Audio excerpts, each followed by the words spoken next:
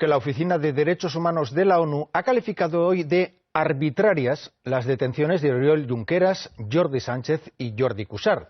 Esa calificación aparece en un informe que se ha presentado hoy en Londres, así que nos vamos hasta allí. Ane Roteta, informe que además recomienda a España que los ponga en libertad sin dilación y que los indemnice.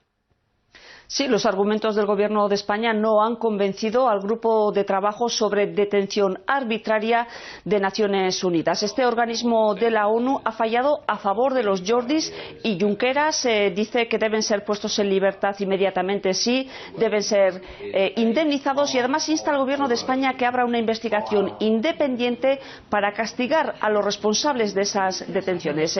Este dictamen, hay que subrayar, no es vinculante, pero en el informe sostiene además que se vulneró la presunción de inocencia, y citan declaraciones de Soraya Sáez de Santamaría, entonces vicepresidenta, alegrándose de haber descabezado a los independentistas.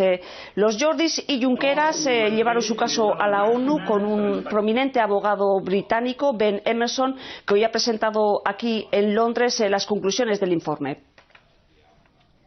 El informe del grupo de trabajo señala que las detenciones de Oriol Junqueras, Jordi Sánchez y Jordi Cuixart fueron arbitrarias y que en ningún momento sus actuaciones fueron violentas ni incitaron a la violencia.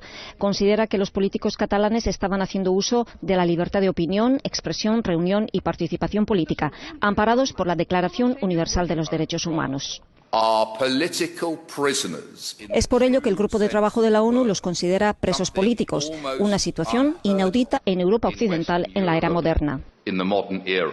Por eso solicita al gobierno de Pedro Sánchez que, si España es un país que respeta la legislación internacional, les ponga en libertad inmediatamente.